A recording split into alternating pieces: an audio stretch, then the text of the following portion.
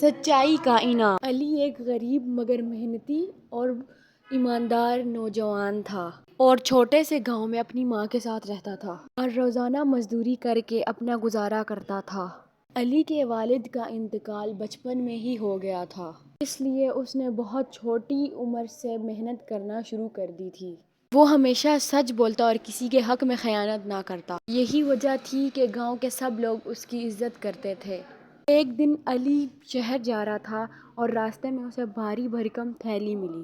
جب اس نے تھیلی کھولی تو حیران رہ گیا، کیونکہ اس میں بہت قیمتی جواہرات اور سونے کے سکے اوپر تک بھرے ہوئے تھے۔ یہ دیکھ کر اس کے دل میں تھوڑی دیر کے لیے لالچ پیدا ہوا کہ اگر یہ خزانہ اس کے پاس رہے تو اس کی غربت ہمیشہ کے لیے ختم ہو جائے گی۔ لیکن پھر اس کا ضمیر جاگ گیا اور اس نے سوچا، جو چیز کسی اور کی ہو وہ کبھی اپنا نصیب نہیں بن سکتی۔ شاید کوئی اسے ڈھونڈ رہا ہو۔ اس نے ادھر ادھر نظر دوڑائی مگر آس پاس کوئی نہیں تھا۔ اس نے فیصلہ کیا کہ یہ تھیلی وہ چوکیدار کو تھما دے گا تاکہ جس کی بھی یہ گم ہوئی ہے وہ اسے لوٹا دے۔ وہ سیدھا گاؤں کے چودھری کے پاس گیا اور انہیں وہ تھیلی دے دی۔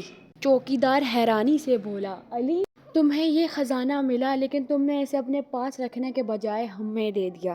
علی نے جواب دیا کہ چودھری صاحب، اگر میں چاہتا تو یہ خزانہ اپنے پاس رکھ سکتا تھا، مگر یہ میرے ایمان کے خلاف تھا۔ جو چیز میری نہیں اسے رکھنا دھوکہ ہے۔ چودھری نے یہ سن کر علی کی ایمانداری کی بہت تعریف کی اور اعلان کروایا کہ جس کی تھیلی گم ہوئی ہے وہ آ کر لے سکتا ہے۔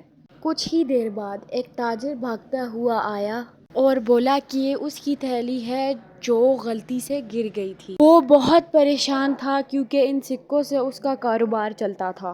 جب تاجر کو معلوم ہوا کہ علی نے ایمانداری کا مظاہرہ کیا ہے تو وہ بہت خوش ہوا اور انعام میں علی کو 10 سکے دینا چاہے، مگر علی نے انکار کر دیا۔ یہ دیکھ کر تاجر نے کہا، ایمانداری کا انعام ضروری ہے، اگر تم انعام نہیں لوگے تو میں خود کو مکروہ سمجھوں گا۔